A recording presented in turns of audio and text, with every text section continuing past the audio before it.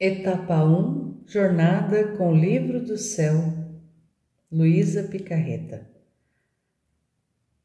Em nome do Pai que me criou, do Filho que me resgatou e do Espírito Santo que me santificou, divina vontade reina na minha vontade. Ó minha mãe, eu te amo e tu me amas. Dá-me um gole da divina vontade para minha alma. Me abençoa, Mãe, para que todas as minhas ações sejam feitas diante de vossos olhos maternais. Suprema Majestade, eu venho em sua divina vontade, em nome de todos, do primeiro ao último homem que existirá na terra, para dar a ti as homenagens que tendes direito, as adorações, os louvores, o amor, as ações de graças que cada criatura lhe deve, e fazer as reparações por todos e por cada pecado. Venho, Senhor, na tua divina vontade, dou-te a minha vontade humana, por meio do Imaculado Coração de Maria, que possui todos os dons e os frutos da divina vontade. Dá-me então, Senhor, a tua divina vontade. Venho a divina vontade nesta ação que estou a fazer e em todas as ações que farei durante este dia. Amém. Fiat. Vinde, Espírito Santo, vinde por meio da poderosa intercessão do Imaculado Coração de Maria, vossa amadíssima esposa e nossa mãe. Amém. Dando sequência à nossa jornada com o Livro do Céu, na primeira etapa, que vai do volume 1 ao 11, com a graça de Deus, com a sua permissão, na sua santíssima vontade. Mais um dia que apresentamos a Ele a nossa vida, a nossa vontade, para que Ele possa assumir o comando, o controle, o governo da nossa vida e fazer dela aquilo que melhor lhe aprouver. E então, nessa intenção, já dando continuidade na leitura e meditação, para buscar compreender melhor aquilo que Ele quer nos revelar nesse tempo a respeito da sua santíssima vontade. E dando continuidade a partir do capítulo 14 do volume 1. A alma experimenta que não é capaz de nada sem Jesus Cristo e que deve tudo a Ele. Jesus, o verdadeiro diretor espiritual, a instrui sobre como fazê-lo no estado de escuridão e abandono, na oração, na comunhão e nas visitas ao Santíssimo Sacramento. Recordava-me também de todas as graças, as palavras, as correções, repreensões. Via claramente que tudo ele fizera até aí. Tudo tinha sido obra de sua graça, e que de mim não ficava mais que o puro nada e a inclinação ao mal. Tocava com a mão que sem ele não sentia mais o amor tão sensível, nem aquelas luzes tão claras na meditação, de modo que permanecia por 2 ou 3 horas, mas mesmo assim fazia o máximo que podia para repetir o que fazia quando o sentia, porque ouvia aquelas palavras se ressoarem. Se tu fores fiel a mim, irei premiar-te, se ingrata, castigar-te. Assim passava às vezes 2 dias, às vezes 4, mais ou menos como lhe agradava. Meu único consolo era recebê-lo no sacramento. Sim, certamente lá o encontrava. Não podia duvidar. E lembro-me de que ele raramente não se fazia ouvir, porque eu tanto lhe pedia e implorava que me contentava. mas não amorosa e amavelmente, senão severamente. Depois que passaram esses dias no estado descrito acima, especialmente se eu tivesse sido fiel a ele, sentia-o voltar para o meu interior. Falava comigo mais claramente, e como em dias passados eu não tinha conseguido conceber nenhuma palavra dentro de mim, nem ouvido qualquer coisa, então entendia que não era minha fantasia, como muitas vezes eu costumava pensar antes. Até esse momento, não dizia nada ao confessor, a nenhuma outra alma vivente. Entretanto, fazia o que podia para corresponder-lhe, porque senão ele me faria tanta guerra que não teria paz. Ah, Senhor, tem sido tão bom comigo e eu tão ruim ainda. Continuando com o que havia começado, sentia-o dentro de mim. Abraçava-o, estreitava-o e dizia-lhe: amado bem, veja como nossa separação tem sido amarga. E ele me dizia: é nada o que tu passaste, prepara-te para provas mais duras. Por isso eu vim, para dispor teu coração e fortalecê-lo. Agora vais me contar tudo o que passou, tuas dúvidas e medos, todas as tuas dificuldades, para poder te ensinar como se comportar na minha ausência. Então eu narrei minhas tristezas, dizendo: Senhor, olha, sem ti eu não tenho conseguido fazer nada de bom.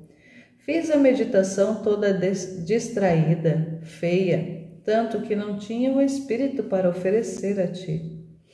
Na comunhão não pude passar horas inteiras, como quando te sentia, me via sozinha, não tinha ninguém para me entender. Me sentia vazia de tudo. A dor da tua ausência me fazia provar agonias mortais. Minha natureza queria apressar-se imediatamente para fugir daquela dor, especialmente porque parecia que eu não estava fazendo nada além de perder tempo. E ainda o medo que, ao voltar, tu me castigarias por não ter sido fiel. Então eu não sabia o que fazer.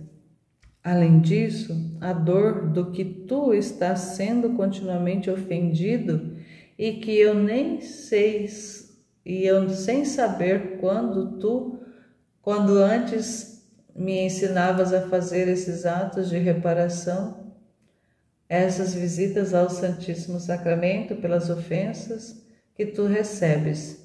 Então diga-me, como devo fazer? Ele, me instruindo benignamente, me dizia: tens feito mal por estares tão perturbada. Não sabes que eu sou o Espírito de paz?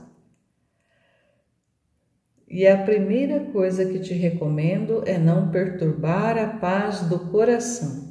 Quando em oração não pode se recolher, não quero que pense sobre isso ou aquilo, como é ou como não é. Fazendo dessa maneira, tu mesma chamas a distração.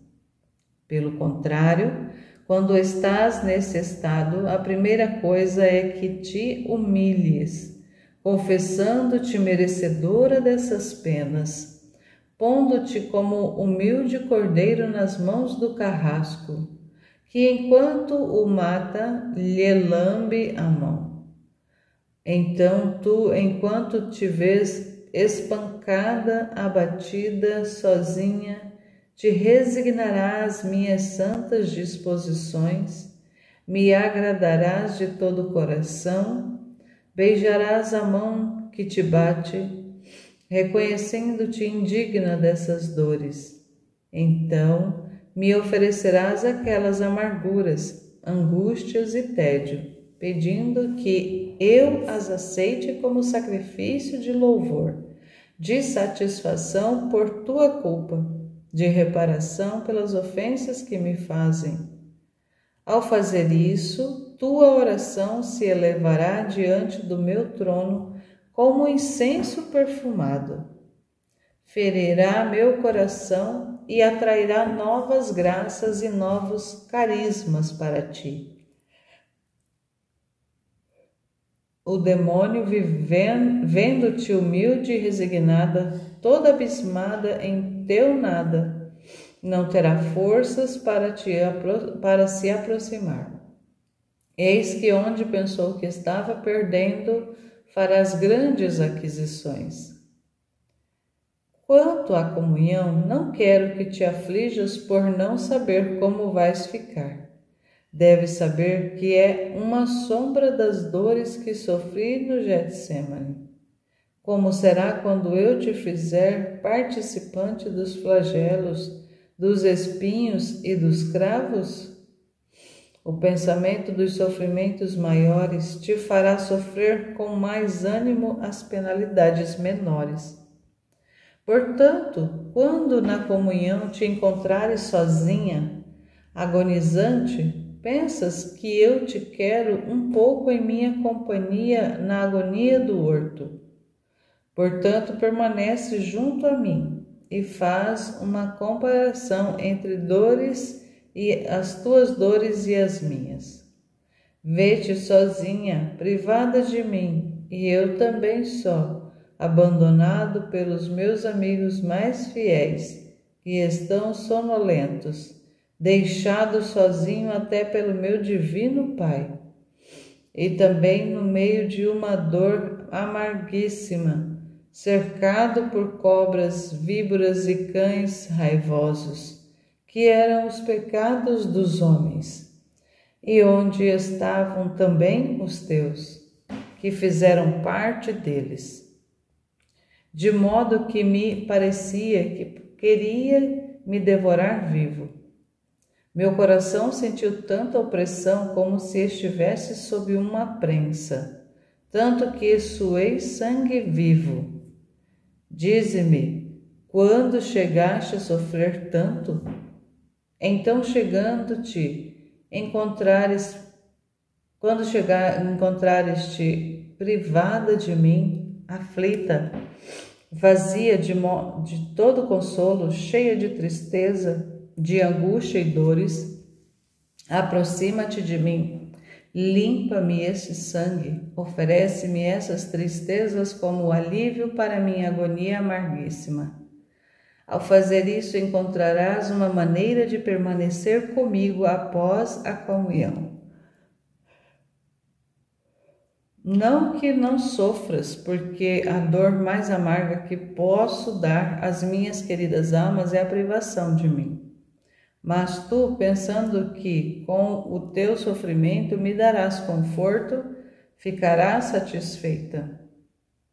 Em relação às visitas e atos de reparação, tu deves saber que tudo o que fiz no decorrer de 33 anos, desde o nascimento até a morte, continuo no sacramento do altar. Por isso quero que me visites 33 vezes por dia, honrando todos os meus anos e unindo-te comigo no sacramento, com minhas mesmas intenções, isto é, de reparação, de adoração.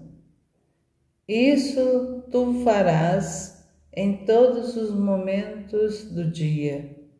Volta imediatamente o primeiro pensamento da manhã, diante do tabernáculo, onde estou por teu amor, e visita-me.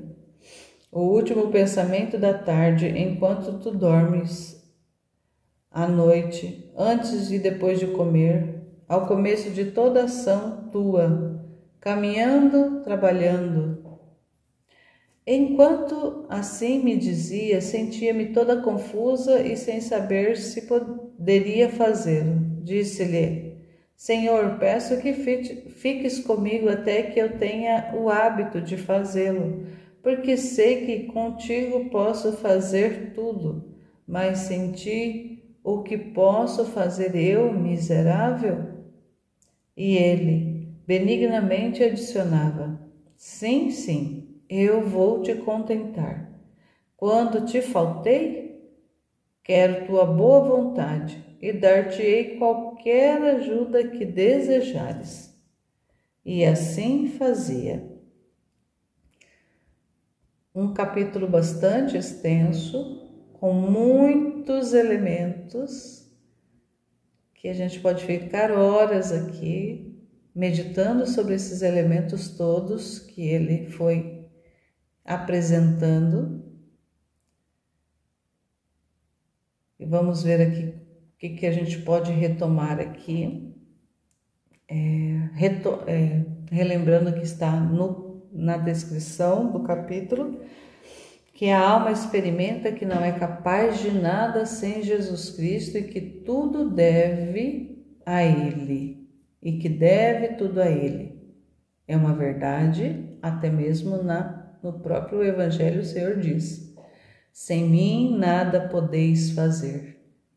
Apesar de que muitas vezes repetimos essa expressão de Jesus, mas apenas da boca para fora, porque não compreendemos o significado, abraçar o significado dessa verdade evangélica que ele deixa registrado para nós, de que sem ele nada podemos fazer de bom. Poderíamos colocar uma vírgula e escrever na frente de bom, porque de maldade, sem a ajuda do Senhor, sim, nós podemos fazer muita maldade. Então, tudo aquilo que é ruim, que não que se torna ofensivo a Deus, a criatura é capaz de fazer, por causa dessa mordida da serpente que recebemos no pecado original. E mesmo as pessoas que foram batizadas na igreja, nós que temos o batismo, que retira de nós o pecado original, mas essa graça que o batismo proporciona, assim como os demais sacramentos, o Senhor vai dizer nesses escritos do livro do céu, que os sacramentos, os efeitos dele, a ação deles, o que os sacramentos eles realizam nas almas são à medida da disposição das almas. Então, se nós temos um sacramento poderosíssimo, o sacramento inicial da vida cristã, que é o batismo, que é essa porta de acesso ao céu, essa porta de acesso à vida cristã, à vida de Cristo, que dá ali para nós esse selo de acesso, purifica a nossa alma da mancha do pecado, retira de nós essa mancha que nos separa de Deus, porque o pecado original separou por milhares de anos, separou o homem de Deus, separou o homem do céu, retirou essa condição. Só que ele age na nossa alma à medida da disposição da nossa alma. Então, se encaramos esse sacramento apenas de forma simbólica e pela fé que é infundida, inclusive os 7 dons do Espírito Santo que são infundidos na nossa alma quando recebemos esse sacramento, claro que na maioria das vezes o sacramento ele é recebido na infância, quando é criança ainda, mas tem ali o compromisso dos pais, dos padrinhos de fazerem a formação dessa criança na lei de Deus, na doutrina da igreja. Então, se esse trabalho é feito realmente com dignidade, com empenho, a graça ela vai proporcionando essa operação de levar a alma ao crescimento, ao desenvolvimento dessa realidade espiritual. Faz com que a alma realmente vá tomando forma, que é a forma que Deus quer. Mas na maioria dos casos que a gente vai vendo, o sacramento ele é utilizado apenas como algo que faz parte de ser um membro participante da igreja, ou ali por uma convenção social, ou por costume familiar e etc. São vários motivos que a gente poderia estar falando sobre isso. Mas aqui, né, eu estou entrando nessa parte do batismo, mas nem é sobre isso que o senhor estava falando, mas ele foi me lembrando disso, por causa dessa realidade de que a alma não pode fazer nada sem ele. Então, entra ali essa realidade realmente da vida da graça. Então, a vida da graça precisa da ajuda dele, do auxílio, da operação de Jesus. E que sem essa operação dele, realmente, o ser humano só tende a fazer o mal. E depois ele vai falar aqui que ele mesmo ele foi dirigindo ela espiritualmente, ela pede essa ajuda, ele foi dirigindo, falando para ela o que ela devia e não devia fazer. E depois vem lá a realidade da comunhão, das visitas ao Santíssimo Sacramento. Aqui eu nem vou retomar muito o que ela foi falando, porque está bem claro. Vou adentrar aqui mais na parte que Jesus veio falando, naquilo que ele vem expressando, comunicando, para poder ficar mais gravado no nosso coração e na nossa alma, na nossa inteligência. Mas relembrando aqui de uma coisa que ele falou para ela, que ele já tinha orientado ela, que ele deixaria ela um pouco mais sem essa realidade do sensível, de ter ali a presença sensível, a comunicação sensível, mas que ele estaria sempre com ela. E ele diz que por esse tempo ela ia ser exercitada, a alma dela ia ser trabalhada, exercitada, sem a presença tão constante sensivelmente. E que ele haveria sim, mas quando ele viesse, se ela tivesse sido fiel, tivesse seguido aquelas orientações que ele tinha dado, ele iria recompensá-la, iria premiar. Mas se ela tivesse sido infiel, ele iria castigar.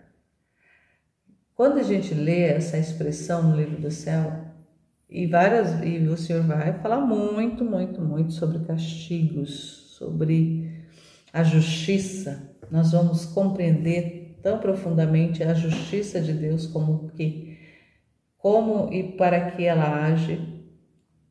E aqui nessa realidade dos castigos, que ele fala para Luísa que viria castigá-la se ela não fosse fiel durante o período da ausência sensível dele.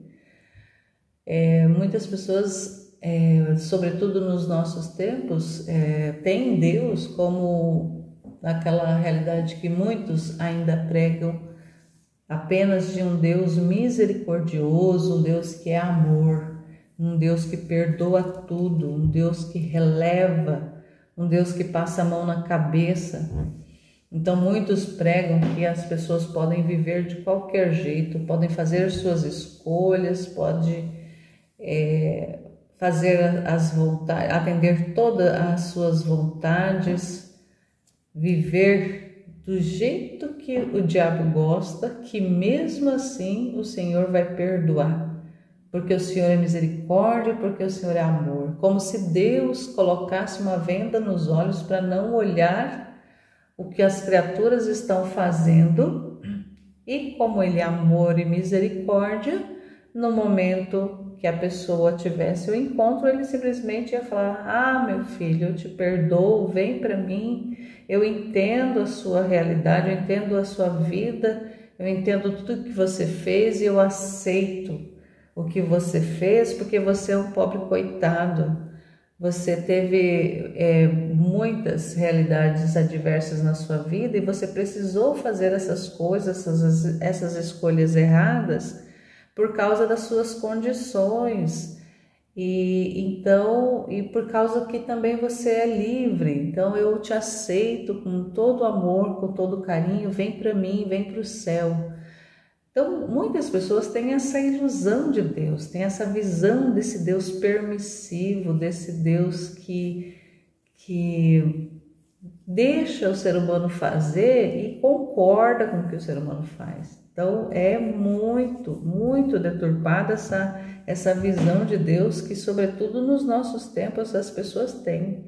Isso quando consideram a existência de Deus, que muitas vezes nem consideram que ele existe, que ele não entra na conta, infelizmente. Mas a gente vai aprendendo que esse mesmo Deus que é misericórdia, que é amor, sim, não estou negando, porque eu estaria negando a verdade se assim eu estivesse falando, mas é um Deus também que é justo, que é um Deus que é ordenado, é um Deus que tem ali princípios eternos, é um Deus que na ordem, Deus tem leis eternas, que ele mesmo estabeleceu e ele também segue essas leis eternas. E ele depositou no coração do homem, na alma do homem, verdades eternas também. Leis naturais, leis da natureza, mas leis naturais da constituição do homem, de como o homem deveria se comportar, estão depositadas na nossa alma.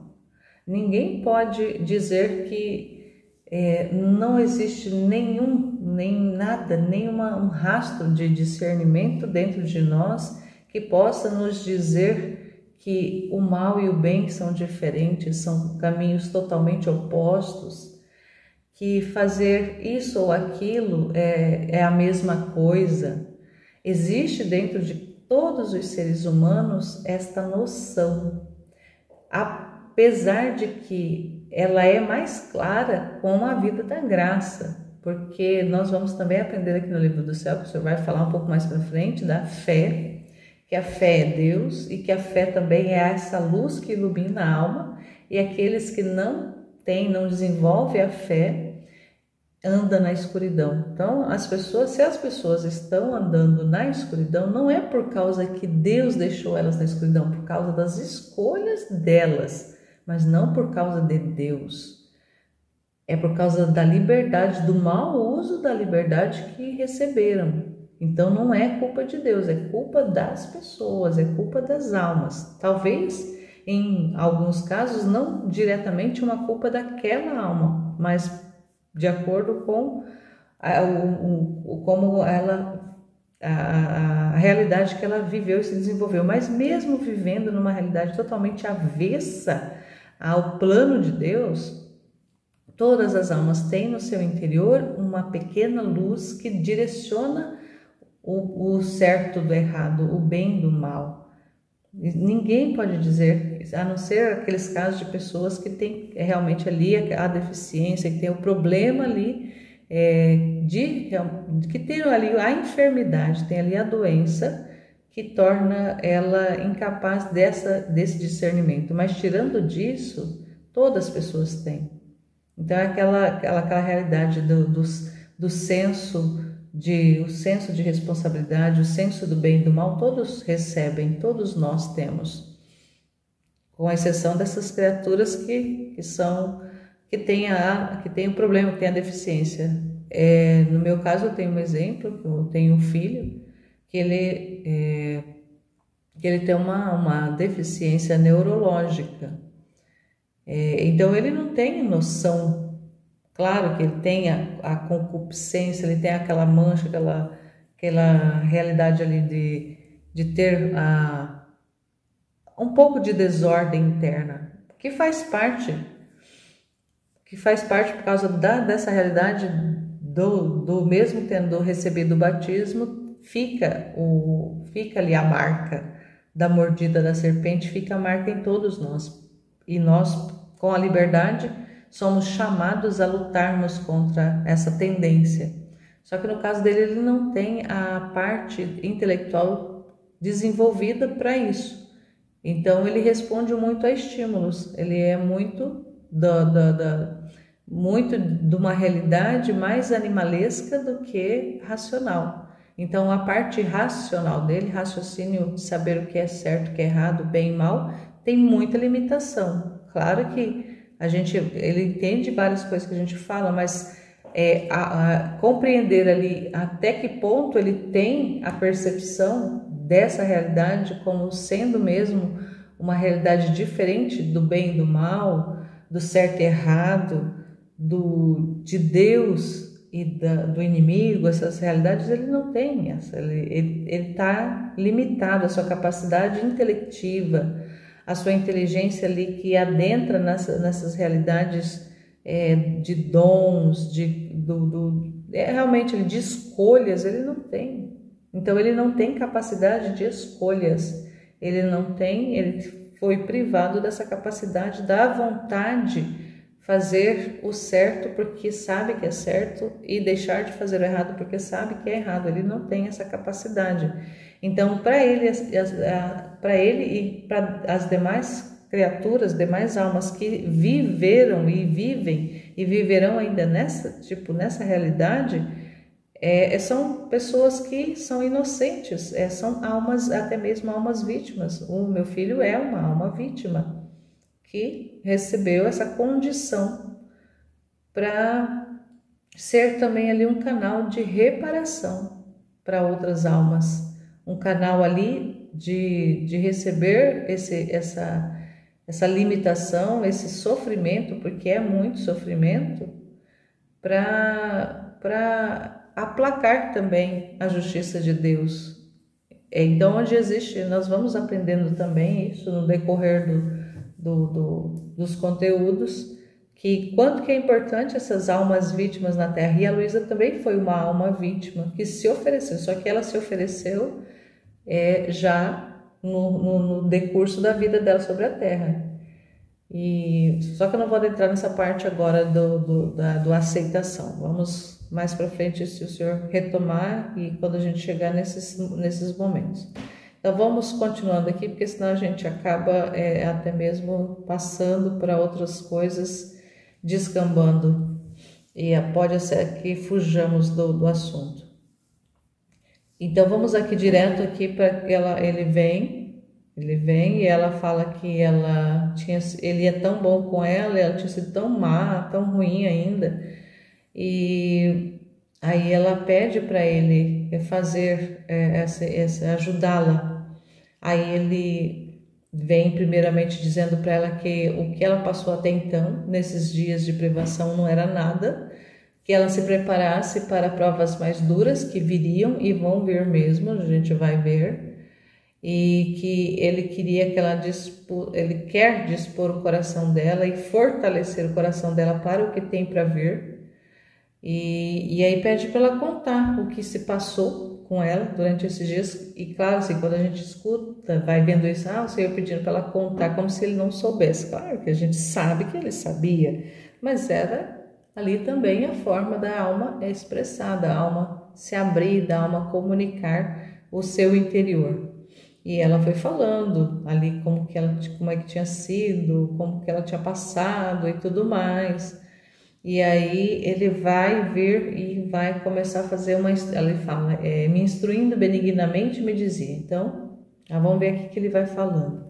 E ele vem ensinando, nossa, como que o Senhor é realmente um mestre, um diretor espiritual exímio, sem comparação, não tem comparação, porque também ele é Deus, a gente sabe. Olha só o que ele vem dizendo. Tu tens feito mal por estares perturbada. Não sabes que eu sou o espírito de paz? Então, ela vai relatando essa realidade de perturbação. Então, em alguns trechos, em vários trechos, ele vai falar dessa realidade da perturbação, o quanto que isso faz com que ele não permaneça na alma, porque ele não fica onde existe a perturbação. Porque ele é o Espírito de paz, ele comunica a paz, ele é a paz. Então a alma precisa assumir essa realidade de, mesmo diante do mundo desabando, ao seu lado, de estar em paz internamente, mesmo que externamente o mundo esteja desmoronando, internamente ela ter a paz, porque ter a paz significa que o Senhor está ali, que o Senhor está com ela, com essa alma. Uma vez que a alma está perturbada, que as realidades exteriores afetam interiormente e traz a perturbação, e uma das formas de expressar essa perturbação é a aflição, que muitas vezes a Luísa vai relatar, estou aflita, estava aflita. Então essa aflição, se ela toma uma proporção maior, ela se torna uma perturbação, porque ela retira a paz, ou ela mexe com a paz, ela faz com que a paz seja bagunçada dentro dela. Então, foi importante para ela aprender isso e para nós também, que a perturbação, ela é o contrário da paz. E onde há perturbação, o Senhor aí não se encontra, e daí ele se retira. E a primeira coisa que te recomendo é não perturbar a paz do coração. Quando em oração não pode se recolher, não quero que pense sobre isso ou aquilo, como é ou como não é. Fazendo dessa maneira, tu mesma chamas a distração. Então, mesmo estando em oração ou em outra atividade, a alma não pode ficar pensando, faço desse jeito, faço daquilo, como é que eu faço, como é que eu não faço. E aí as realidades vão vindo, aí vai virando aquele turbilhão, aí a paz vai sendo substituída ali pela perturbação. E isso vai trazendo para a alma distrações e vai tirando essa comunicação do divino com a alma. Então, que a distração faz isso, vai tirando. Aí ele vai falando, pelo contrário, quando estás nesse estado, ali existe, a alma está ali, meio naquela turbilhão. Quando está desse estado, a primeira coisa é que te humilhes, confessando-te merecedora dessas penas, pondo-te como humilde cordeiro nas mãos do carrasco, que enquanto tu te vês espancada do carrasco, que enquanto te mata, está lambendo as mãos. O que faz o cordeiro com o carrasco é isso. Enquanto o carrasco vai matando, ela está lambendo a mão do carrasco. Então, assim que a alma deve se comportar diante de Deus, com humildade, confessando o que não é nada e que merece tudo aquilo que está acontecendo. Então, ter essa consciência de que não é merecedora de nada e aquilo que está acontecendo realmente é para o bem maior da alma. E aceitar. Aqui ainda vai ter muito aqui nesses capítulos iniciais a questão da resignação. Então aqui a alma se resigna ao que está acontecendo. Olha o que ele vai falar aqui também. Enquanto te vês espancada, batida, sozinha, te resignarás às minhas santas disposições. Me agradecerá de todo o coração. Beijarás a mão que te bate, reconhecendo-te indigna destas dores. Então me oferecerás aquelas amarguras, angústias, tédio, pedindo que eu as aceite como sacrifício de louvor, de satisfação por tua culpa, de reparação pelas ofensas que me fazem.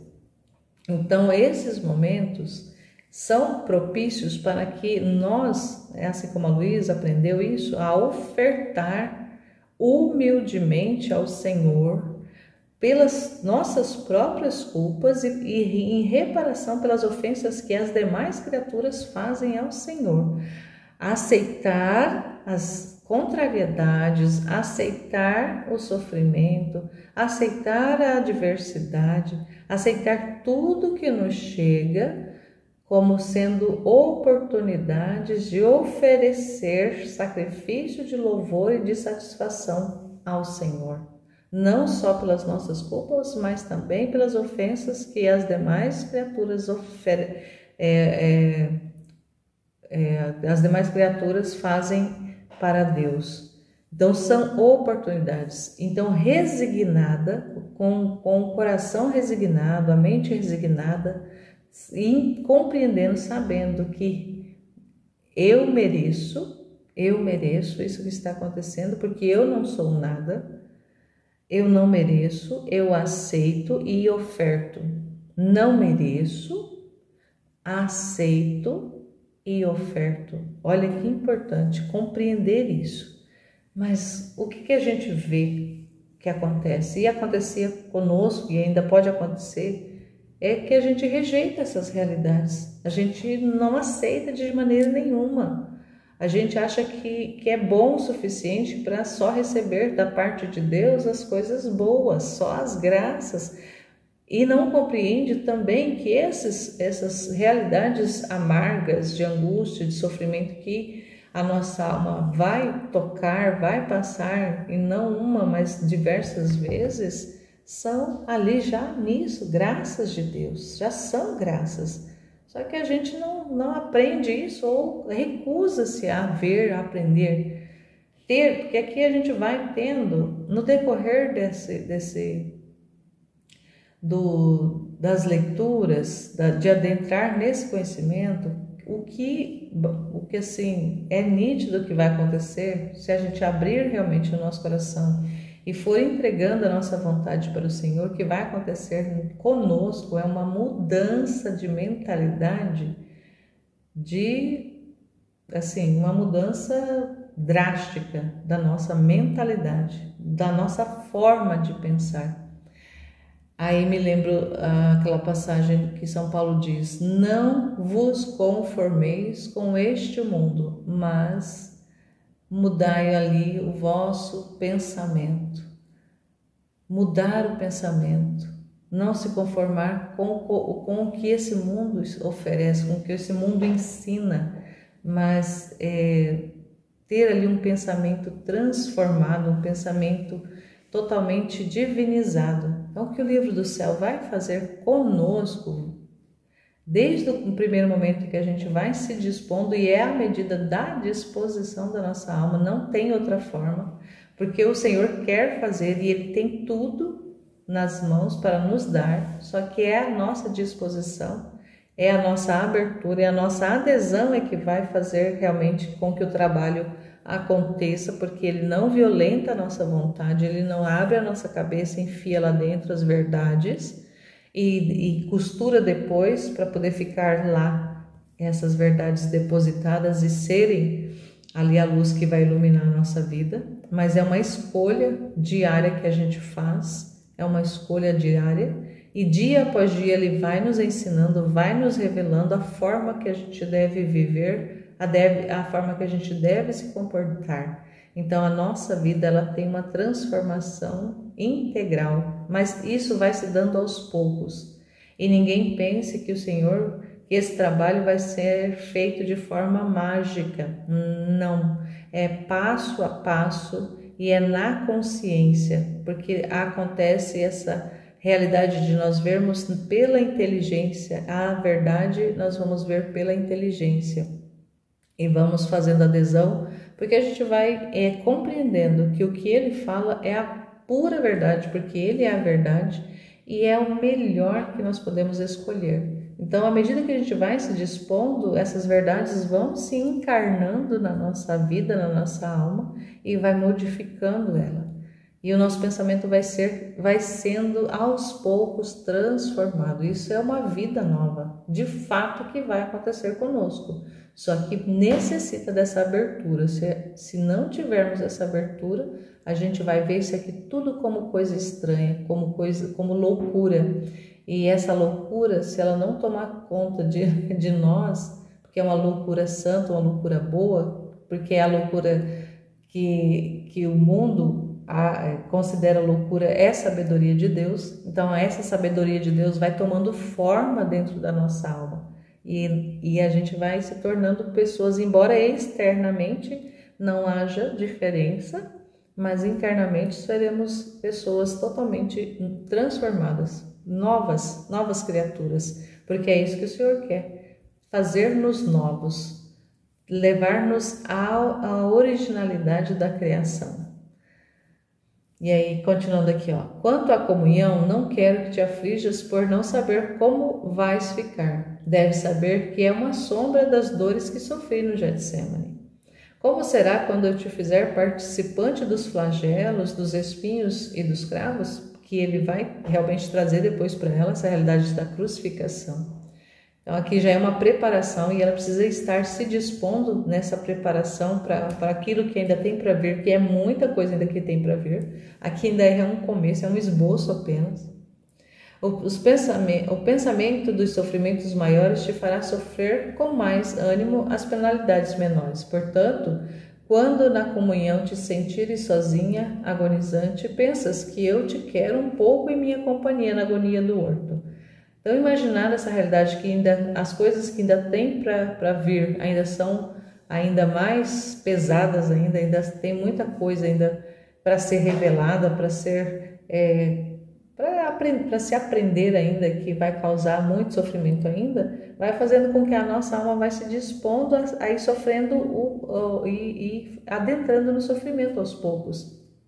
E vai se conformando. E à medida que vai se conformando, vai aprendendo, vai compreendendo, vai sofrendo mais. É importante ter essa, porque é uma gradação, vai ser de forma escalada, tanto o conhecimento como o sofrimento, porque o conhecimento ele vai nos trazer o sofrimento, muitas vezes, mas também traz aquela realidade da duplicidade. É sofrimento, mas é alegria. É um sofrimento, mas é uma felicidade, que não é explicável pela racionalidade, pelo racional. Isso não é explicável, é realmente só, realidade divina, é realidade espiritual. E só entende quem vive essa realidade. Quem não vive não entende e racionaliza e acha que é totalmente louco. Vê-te sozinha, privada de mim, e eu também só, abandonado pelos meus amigos mais fiéis que estão sonolentos. Aqui ele fala da realidade lá do Getsemane, como que ele ficou sozinho, abandonado até mesmo pelo Pai, em meio a torturas, em meio a uma dor amarguíssima, cercado por cobras e víboras e raivosos que eram os pecados nossos que fizeram isso com o Senhor lá. E ele passou por isso, para nos dar a força, para nos ensinar que é possível, que precisa da nossa disposição, da nossa adesão, para que depois da dor venha a alegria. E muitas vezes a dor já vem com a alegria junto, só que nós, almas, quando estamos no processo, muitas vezes a gente só vai ver a dor, a alegria a gente não vai conseguir enxergar. Mas à medida que a gente vai se conformando com a vontade de Deus, a gente já consegue perceber as duas realidades juntas, a dor e a alegria. E aí vai se tornando mais possível caminhar nesse processo que Ele quer realizar com cada um de nós. Dize-me, quando chegaste a sofrer tanto? Quando que alguém de nós sofreu o que o Senhor sofreu? Ninguém nunca sofreu o que Ele sofreu. Ele foi o que mais sofreu. E embora não merecesse, porque era inocente. E nós, na maioria das vezes, quase que todos nós não somos inocentes. Então, quando te encontrares privadas de mim, reflita, vazia de todo consolo, cheia de tristeza, de angústia e dores, aproxima-te de mim, limpa-me este sangue e oferece-me essas tristezas como alívio para minha agonia amarguíssima. Olha que lindo a gente aprender isso, quando a realidade pesa, quando vem a tristeza, quando vem o vazio, quando vem essas realidades de angústia, dores, de sofrimentos que não podem, como a gente já viu lá atrás, não podem perturbar. São realidades adversas, sim, mas não pode tirar a paz. O que ele fala para ela fazer e nós também devemos fazer?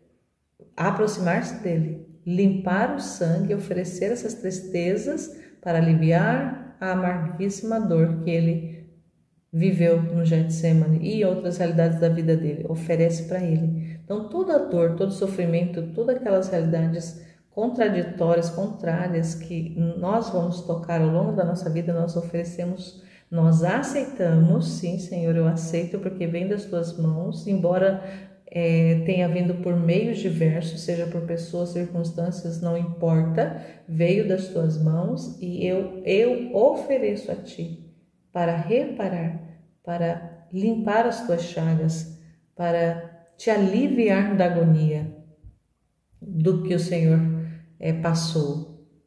Ao fazer isso, encontrarás uma maneira de permanecer comigo após a comunhão. Então, ele está dando uma dica aqui importantíssima para nós. Que não sofras, porque a dor mais amarga que posso dar às minhas queridas almas é privando-as de mim. Então, naquele momento, a privação dele era a pior dor que a Luísa tinha. E ele pode fazer isso muitas vezes conosco, quando a gente às vezes busca respostas e não encontra. É como se o Senhor não estivesse presente, mas Ele está. Mas tu, pensando que com o teu sofrimento me dás conforto, ficarás satisfeito. Então, olha só, aqui ele está falando, se ofertamos para Ele, estamos dando conforto para Ele, e isso tem que ser motivo de satisfação para nós, porque se o nosso sofrimento causa conforto ao Senhor, como que isso não vai trazer para nós alegria e satisfação? Por isso que essa realidade da dor junto com a alegria, porque a alma compreende o para quê.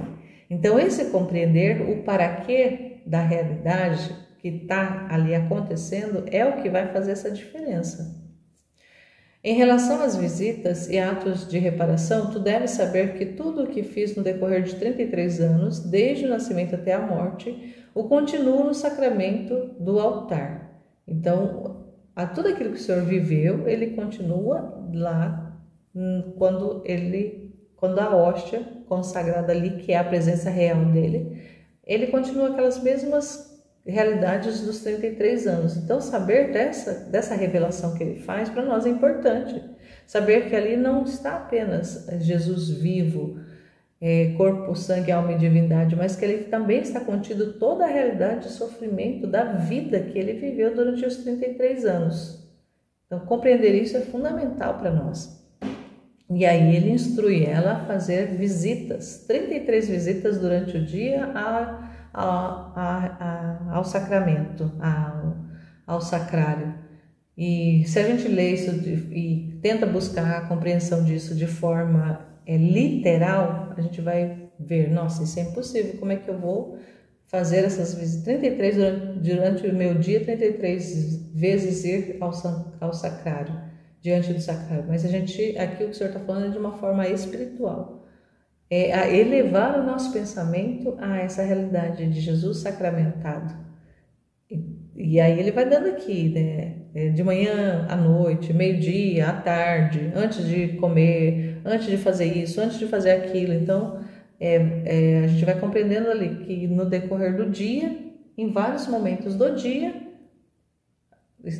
ali às vezes durante uma ação, ou no início da ação, ou no final da ação, o pensamento se eleva ao sacrário.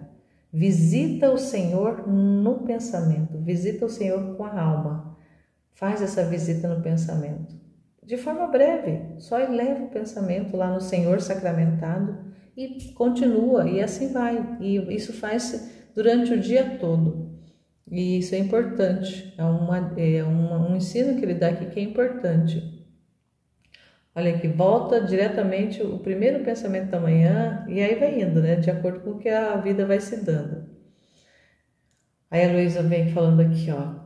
Enquanto assim me dizia, sentia-me toda confusa e sem saber se poderia fazê-lo. Olha só, ela nem estava compreendendo ali, como muitas pessoas vai tocando os escritos e não vão compreendendo. Aí ele fala o quê?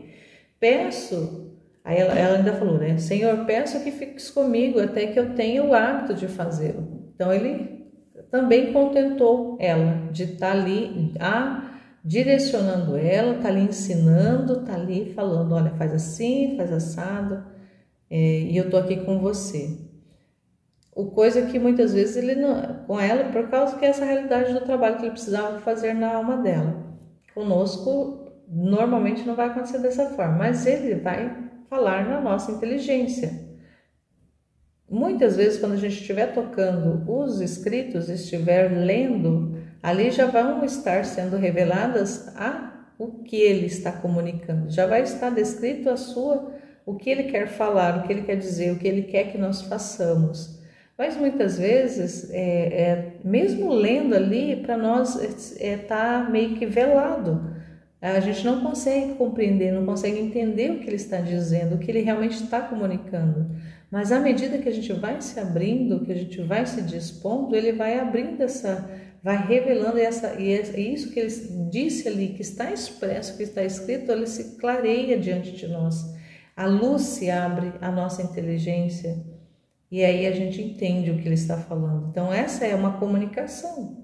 Uma forma de comunicação, que a Luísa também recebia a comunicação dessa forma, que ela vai falar muitas e muitas vezes sobre luzes, veio uma luz.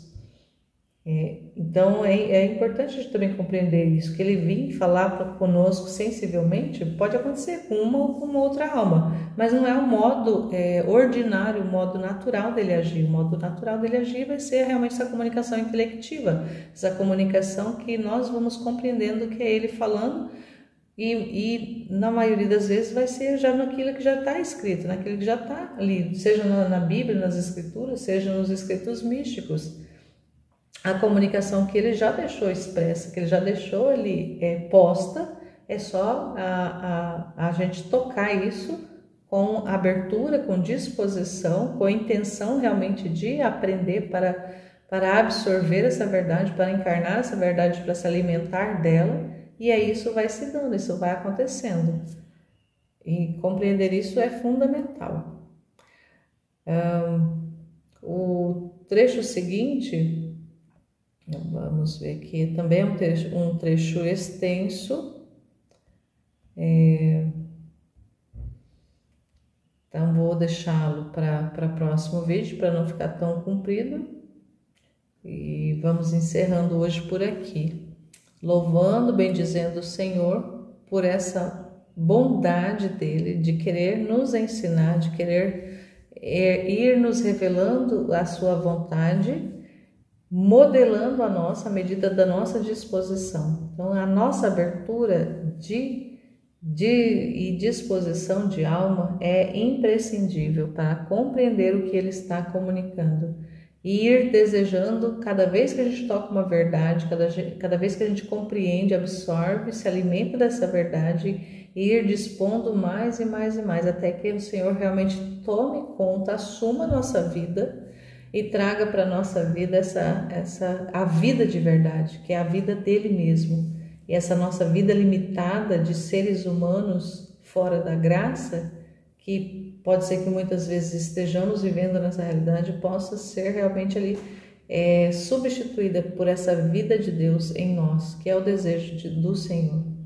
Então, louvado seja nosso Senhor Jesus Cristo e sua Mãe Maria Santíssima, para sempre sejam louvados. Estivemos e permaneceremos unidos em nome do Pai, do Filho e do Espírito Santo. Amém. Jesus, eu confio em vós. Fiat, fiat, fiat.